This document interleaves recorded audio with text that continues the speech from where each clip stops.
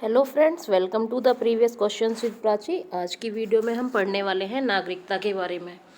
नागरिकता किस प्रकार प्राप्त की जा सकती है, नागरिकता का क्या महत्व है और नागरिकता से क्या तात्पर्य है। ठीक है, तो आज का हमारा टॉपिक है नागरिकता। नागरिकता यानी सिटीजनशिप।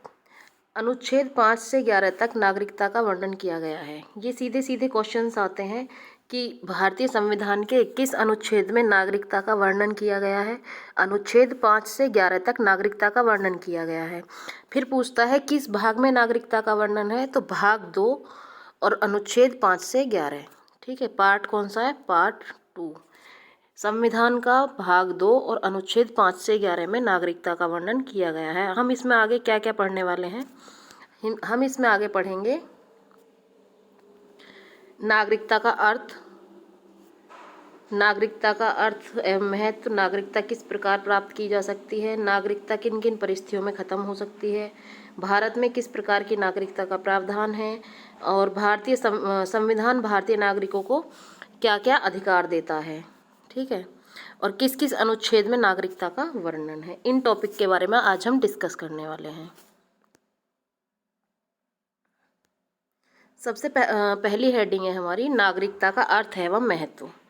हमारे देश में दो तरह के व्यक्ति निवास करते हैं, पहले नागरिक और दूसरे विदेशी।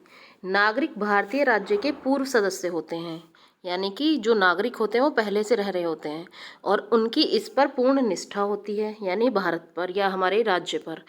इन्हें सिविल और राजनीतिक अधिकार प्राप्त होते हैं। ठीक है, वहीं दूसरी ओर होते हैं विदेशी व्यक्ति। विदेशी व्यक्ति वो होते हैं जो किसी दूसरे राज्य से आते हैं, इसलिए उन्हें सभी नागरिक और राजनीतिक अधिकार प्राप्त नहीं होते हैं। विदेशी व्यक्तियों की भी दो श्रेणियां होती हैं। विदेशी व्यक्ति दो तरह के होते हैं, विदेशी मित्र और विदेशी शत्रु। जैसे भारत के संबंध ऑस्ट्रेलिया के साथ अच्छे हैं, तो जो ऑस्ट्रेलिया के नागरिक होंगे वो हमारे यहाँ रह रहे होंगे तो वो विदेशी मित्र राष्ट्र के हो गए। अगर मान लो भारत का किसी के साथ युद्ध चल रहा है, या ना मान लो पाकिस्तान के साथ हमारी कोई द्वंद्व चल रहा है, तो हमारे वहाँ के जो नागरिक हमारे यहाँ रह रहे होंगे वो हमारे लिए विदेशी शत्रु कहलाएंगे।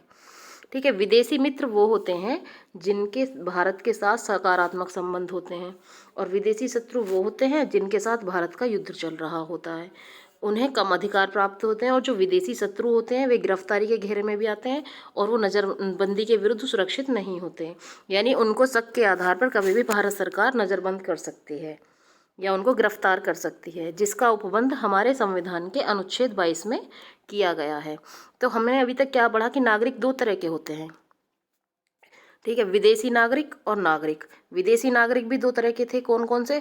विदेशी मित्र और विदेशी शत्रु। विदेशी मित्र वो होते हैं जिनके साथ भारत के संबंध अच्छे हैं, और विदेशी शत्रु वो होते हैं जिनके साथ भारत के संबंध अच्छे नहीं हैं।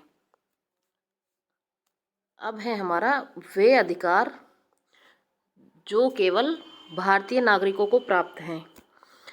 कौन कौन से अधिकार हैं? क्योंकि जब हमारे यहाँ विदेशी नागरिक भी हैं और भारतीय नागरिक भी हैं। भारतीय नागरिक वो होते हैं जो किसी भी राष्ट्र के पूर्व सदस्य होते हैं या किसी अन्य देश से नहीं आते हैं, यहीं पे उनका जन्म हुआ है, वो यहीं रह रहे हैं, वो भारत के प्रति पूर्ण निष्ठा रखते हैं। तो उनके लिए और विदेशी नागरिकों के लिए जो अधिकार दिए गए हैं उनमें कुछ विभेद है, यानी कि जो अधिकार भारतीय नागरिकों को प्राप्त हैं ये जरूरी नहीं कि वो विदेशी नागरिकों को भी प्राप्त हो। तो अगर हम भारत के नागरिक हैं तो हमें क्या क्या अधिकार प्राप्त हैं? सबसे पहला, धर्म, मूलवंश, जाति, लिंग, जन्म स्थान के आधार पर विभेद के विरुद्ध अधिकार, जिसका वर्णन अनुच्छेद 15 में किया गया है। जब हम मूल अधिकार पढ़ेंगे तो मूल अधिकार में हमारे जितने भी फंडामेंटल राइट्स हैं उनमें कुछ अधिकार ऐसे हैं जो केवल भारतीयों को प्राप्त हैं, कुछ अधिकार ऐसे हैं जो विदेशियों को प्राप्त हैं, और कुछ ऐसे हैं जो भारतीय और विदेशी दोनों को प्राप्त हैं। जैसे कानून के समक्ष समानता, यानी कानून के समक्ष प्रत्येक व्यक्ति समान है, तो वो भारतीय नागरिक को भी है और विदेशी नागरिक जो हमारे यहाँ रह रहा है उसको भी प्राप्त है। अगर हम देखें कि लोक नियोजन के विषय में समता का अधिकार, तो वो केवल किसको है? भारतीय नागरिकों को प्राप्त है, वो विदेशी नागरिकों को प्राप्त नहीं है। क्योंकि लोक नियोजन में यानी कि जो हमारे सरकारी एक तरीके से सरकारी नौकरी है, सरकारी कार्यालय है कोई भी, उसमें अगर हम सबको समान अधिकार दे देंगे तो वो क्या है, हमारे जो संविधान के जो मूल अधिकार का एक महत्व है वो नहीं रहेगा। ठीक है, तो सबसे पहला हमारा अधिकार क्या है जो केवल भारतीयों को प्राप्त है, वो है धर्म के आधार पर, मूल वंश के आधार पर, जाति या लिंग के आधार पर, जन्म स्थान के आधार पर किसी भी भारतीय नागरिक के साथ कोई भी विभेद नहीं किया जाएगा। यानी कि इन इन चीज़ों को आधार मानकर हम किसी के साथ भेदभाव नहीं कर सकते कि भाई इसका धर्म कोई क्या है, ये किस वंश से है, किस क्या जाति है, इसकी जन्म स्थान क्या है। तो ये हमारी समानता मिलती है, भारतीय नागरिकों को अधिकार मिलता है। ठीक है, किस में मिलता है? अनुच्छेद 15 में मिलता है। फिर है हमारा लोक नियोजन के विषय में समानता का अधिकार। लोक नियोजन के विषय में यानी कि किसी भी पद पर नियोजन या नियुक्ति से संबंधित विषयों में सभी नागरिकों के लिए अवसर की समता होती है। यानी किसी भी नागरिक के साथ भेदभाव नहीं किया जा सकता, या फिर केवल धर्म, वंश, जाति, लिंग, जन्म स्थान के आधार पर राज्य में किसी भी रोजगार और कार्यालय के लिए हम इसको अयोग्य नहीं कर सकते। ठीक है, तो आर्टिकल 15 और आर्टिकल 16 जो केवल किसको प्राप्त है? भारतीय नागरिकों को प्राप्त है। एक है आर्टिकल 19। आर्टिकल 19 हम पढ़ते हैं बोलने की स्वतंत्रता, अभिव्यक्ति की, सम्मेलन की स्वतंत्रता। क्या क्या है इसमें? बोलने की, अभिव्यक्ति की स्वतंत्रता, सम्मेलन, संघ, संचरण यानी एक जगह से दूसरी जगह जाने की स्वतंत्रता, कहीं भी निवास करने की स्वतंत्रता, व्यवसाय की स्वतंत्रता। इसका वर्णन भी भारतीय संविधान के अनुच्छेद 19 में किया गया है। जब हम मूल अधिकार पढ़ेंगे तो हम इनका विस्तार से अध्ययन करेंगे। अब हम केवल उन आर्टिकल्स को पढ़ रहे हैं जो हमारी नागरिकता में के लिए प्रावधान है, जिनका कि भारतीय नागरिकों को क्या क्या अधिकार प्राप्त हैं, और वो अधिकार हैं ये जो विदेशी नागरिकों को प्राप्त नहीं हैं। तो हमसे कोई पूछे कि आर्टिकल बताओ कौन सा, जैसे कभी कभी कंपैरिजन में आ जाता है, क्या आर्टिकल 14 विदेशी नागरिकों को प्राप्त है, क्या आर्टिकल 15 विदेशी नागरिकों को प्राप्त है? तो विदेशी नागरिकों को आर्टिकल 15 प्राप्त नहीं है, आर्टिकल 14 है। क्यों? क्योंकि ये सिर्फ इस बात का प्रावधान करता है आर्टिकल 14 कि कानून के समक्ष हर व्यक्ति समान होगा। तो ये तो सीधी सी बात है कि वो विदेशी नागरिक हो या देशी नागरिक हो, वो कानून के समक्ष तो प्रत्येक व्यक्ति समान है। प्रत्येक कानून प्रत्येक व्यक्ति के लिए समान है। अगर इसमें 7 वर्ष की सज़ा है किसी कानून में, और तो वो विदेशी के लिए भी 7 वर्ष है और देशी के लिए भी 7 वर्ष है। ठीक है, तो अब हमने क्या क्या पढ़ लिया? आर्टिकल 15, आर्टिकल 16, आर्टिकल 19 ये किसको प्राप्त है? भारतीय नागरिक को। एक है आर्टिकल 29 व आर्टिकल 30 यानी संस्कृति और शिक्षा संबंधी अधिकार। आर्टिकल 15, आर्टिकल 19, आर्टिकल 16 और आर्टिकल 29 व 30। ठीक है, ये है हमारे भारतीय नागरिकों को प्राप्त। आर्टिकल 29 और 30 में क्या है? संस्कृति और शिक्षा संबंधी अधिकार। यानी कि जैसे आर्टिकल 21A है, 6 से 14 वर्ष तक की उम्र के बच्चों के लिए निःशुल्क एवं अनिवार्य शिक्षा का वो है, उसमें प्रावधान है। वैसे ही आर्टिकल 29 व आर्टिकल 30 है। आर्टिकल 29-30 क्या करता है? संस्कृति और शिक्षा संबंधी, यानी जैसे अल्पसंख्यकों के हितों का संरक्षण करता है। आर्टिकल 29 कहता है कि भारत के किसी भी भाग में रहने वाले नागरिकों के किसी भी सेक्शन को जिसकी अपनी कोई बोली, भाषा या कोई संस्कृति को सुरक्षित रखने का अधिकार है। ठीक है, क्योंकि हमने भाषा के आधार पर राज्यों का गठन भी करा है, तो वो क्या अपनी संस्कृति को सुरक्षित रख रहे हैं, अपनी भाषा को सुरक्षित रख रहे हैं, उनको ये अधिकार दिया गया आर्टिकल 29 में। यानी जो धार्मिक अल्पसंख्यक हैं, यानी जो माइनॉरिटीज़ हैं, या जो भाषाई अल्पसंख्यक हैं, या धर्म के नाम पे जो कम व्यक्ति हैं, जो भाषा के आधार पर कम व्यक्ति हैं। मान लो कहीं हमारे उत्तर प्रदेश में हिंदी भाषी लोग ज़्यादा हैं, अगर देखें तो पूर्वी भारत की तरफ बुंदेलखंड में जाएं, या पूर्वी उत्तर प्रदेश की तरफ जाएं, तो वहाँ हमारे जो ये अल्पसंख्यक हैं, भाषाई अल्पसंख्यक देखने को मिलते हैं। तो इसका मतलब ये थोड़ी ना है कि वो भारत के नागरिक नहीं हैं। तो आर्टिकल 29 इस बात की सुरक्षा प्रदान करता है उनको कि वो अपना धार्मिक अल्पसंख्यक या भाषाई अल्पसंख्यकों को मतलब सुरक्षित रख सकते हैं, या अपनी संस्कृति को सुरक्षित रख सकते हैं। ठीक है, और आर्टिकल हमारा जो 30 है वो किस बारे में है? कोई भी चाहे वो धार्मिक हो या फिर भाषाई हो, उनको अधिकार प्राप्त करता है आर्टिकल 30 कि सभी अल्पसंख्यक वर्गों को अपनी रुचि की शिक्षा संस्थाओं की स्थापना करने का प्रशासन का अधिकार है। तो ये क्या है? ये केवल भारतीय नागरिकों को प्राप्त है। अब मान लो इसी जगह कोई विदेशी नागरिक आए, यानी कोई जर्मन बोलता हो या कोई रशियन बोलता हो, और तो उनकी माइनॉरिटी में वो हमारे यहाँ रह रहे हों, तो हम उनको ये अधिकार थोड़ी दे देंगे कि भाई तुम अपने धर्म के, अपनी भाषा के आधार पर कोई नई शिक्षण संस्था चला सकते हो। या अपनी भाषा का प्रचार आप हमारे भारत में कर सकते हो, क्योंकि हमारा राष्ट्र जो है वह हिंदी भाषी राष्ट्र है, यहाँ हिंदी की प्रधानता ज़्यादा है। तो हमें कुछ ऐसे अधिकार दिए हैं जो हमें सुरक्षित रखते हैं, जो हमें सुरक्षा प्रदान करते हैं, जो केवल भारतीय नागरिकों को ही प्राप्त हैं। ठीक है, नेक्स्ट है लोकसभा और राज्यसभा विधान चुनाव लोकसभा और राज्य विधानसभा चुनाव में मतदान का अधिकार। ठीक है, तो यानी कि जो लोकसभा और राज्य विधानसभा चुनाव में कौन होता है, ये भारतीय नागरिकों को ही तो अधिकार है इसका, कि वो लोकसभा मतदान का अधिकार है, राज्य विधानसभा चुनाव में मतदान का अधिकार है। हम वोट करते हैं, केवल इंडियंस ही तो वोट करते हैं। संसद और राज्य विधानमंडल की सदस्यता के लिए चुनाव लड़ने का अधिकार केवल भारतीयों को है, विदेशी नागरिकों को तो नहीं है। सार्वजनिक पदों पर राष्ट्रपति, उपराष्ट्रपति, सुप्रीम कोर्ट, हाई कोर्ट के चीफ जस्टिस, गवर्नर, महान्यायवादी, महाधिवक्ता की योग्यता रखने का अधिकार किसको है, भारत के नागरिक को है। तो भारत की नागरिकता प्राप्त होने के साथ साथ हमको इतने सारे अधिकार भी प्राप्त होते हैं। अब अधिकार मिलते हैं तो हमारे कुछ कर्तव्य भी हैं नागरिकता के साथ। अब हमारे कर्तव्य क्या है, टैक्स भुगतान समय से करेंगे, राष्ट्रध्वज का सम्मान करेंगे, राष्ट्रगान का सम्मान करेंगे, देश की रक्षा करेंगे। ठीक है, तो हमें अधिकार दिए तो भाई हमारा कर्तव्य भी तो बनता है कुछ अपने भारत के प्रति। अब जब हमारा कर्तव्य है तो क्या हम अपने ध्वज का सम्मान करेंगे, राष्ट्रगान का सम्मान करेंगे, राष्ट्रगीत का सम्मान करेंगे, देश की रक्षा करेंगे। ठीक है, दूसरा है भारत में नागरिक जन्म से प्राकृतिक रूप से राष्ट्रपति बनने की योग्यता रखते हैं।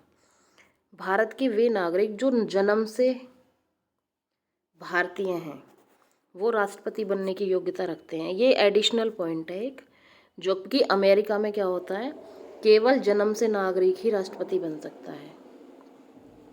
भारत में नागरिक क्या होता है, जन्म से या प्राकृतिक रूप से राष्ट्रपति बनने की योग्यता रखता है। अमेरिका में केवल वही व्यक्ति राष्ट्रपति बन सकता है जो अमेरिका में पैदा हुआ है। ये एडिशनल बात थी। ठीक है, नेक्स्ट है संविधान में नागरिकता का उपबंध है कहाँ। वैसे नागरिकता पढ़ने को बहुत छोटा सा टॉपिक है, 5, 6, 7, 8, 9, 10, 11 आर्टिकल पढ़ लो, लेकिन अगर उसका हमें विस्तार से अध्ययन करना है तो हमें नागरिकता के बारे में सब चीज़ पता होनी चाहिए कि नागरिकता प्राप्त होने के साथ क्या मूल अधिकार मिलते हैं हमको, क्या विदेशी को मिलते हैं। इन दोनों का कंपैरेटिव स्टडी भी हमको करना है, क्योंकि ऐसे क्वेश्चंस यूपीएससी पीसीएस में बहुत बनते हैं जिसमें सिर्फ आर्टिकल लिख देते हैं और पूछते हैं कि कौन सा आर्टिकल केवल विदेशी नागरिकों को प्राप्त है और कौन सा आर्टिकल केवल भारतीयों को प्राप्त है, और कुछ ऐसे आर्टिकल जो विदेशी और भारतीय दोनों को प्राप्त हैं। तो हम अपने नागरिकता को कम से कम 2 से 3 वीडियोज़ में पढ़ेंगे, धीरे धीरे 15-15 मिनट पढ़ेंगे, यानी कि वैसे बेसिकली 1 घंटे का टॉपिक है, लेकिन हम इसको ऐसे पढ़ेंगे कि हमको ये याद हो जाए, जब भी हमारा कोई क्वेश्चन बने तो हमको प्रॉब्लम ना हो। संविधान के भाग 2 में अनुच्छेद 5 से 11 तक नागरिकता के बारे में चर्चा की गई है, जो कि हम पढ़ चुके हैं। संविधान निर्माण के बाद 26 जनवरी 1950 से संविधान के अनुसार 4 श्रेणियों के लोग भारत के नागरिक बने, जो निम्न प्रकार है। अब हमसे पूछा जाता है कि भारतीय नागरिक कौन कौन सी श्रेणी के लोग बने। 4 श्रेणियों के लोग भारत के नागरिक बने। अब हम इनको आर्टिकल के माध्यम से पढ़ेंगे। सबसे पहले हमारा अनुच्छेद नंबर 5। अनुच्छेद 5 क्या प्रावधान करता है, एक व्यक्ति जो भारत का मूल निवासी है और 3 में से कोई एक शर्त पूरी करता हो। अनुच्छेद 5 क्या कहता है, ऐसा व्यक्ति जो भारत का मूल निवासी है। अब शर्त क्या है उसके लिए, उसका जन्म भारत में हुआ हो, ठीक है, उसके माता पिता में से किसी एक का जन्म भारत में हुआ हो, यह संविधान लागू होने के 5 वर्ष पहले से भारत में रह रहा हो, ऐसा व्यक्ति भारत का नागरिक बनने के योग्य होगा। जब हमारा संविधान लागू हुआ था 26 जनवरी 1950 को, और उससे पहले जब हमारे भारत का विभाजन हुआ था 1947 में, जब हमारा भारत 2 राष्ट्रों में बटा था, भारत और पाकिस्तान, तो उस समय कौन भारत का नागरिक होगा कौन नहीं, उसके लिए कुछ प्रावधान बनाए गए थे। तो उसी क्रम में ये अनुच्छेद 5 से 11 में जो नागरिकता का वर्णन है, अनुच्छेद 5 कहता है ऐसा व्यक्ति भारत का मूल निवासी है और वो 3 शर्त पूरी करता हो। कौन सी शर्त पूरी करता हो, उसका जन्म भारत में हुआ हो, उसके माता पिता से किसी एक का जन्म भारत में हो, यह संविधान लागू होने के 5 साल पहले से भारत में रह रहा हो, हम उसको भारत का नागरिक मान लेंगे। ठीक है, आर्टिकल 5 यानी बेसिकली आर्टिकल 5 प्राकृतिक रूप से भारतीय नागरिकता का प्रावधान करता है। ठीक है, अब है हमारा अनुच्छेद नंबर 6। अनुच्छेद नंबर 6 किस चीज़ का प्रावधान करता है, अनुच्छेद 6 प्रावधान करता है एक व्यक्ति जो पाकिस्तान से भारत आया हो, ठीक है, और यदि उसके माता पिता या दादा दादी भारत में पैदा हुए हों।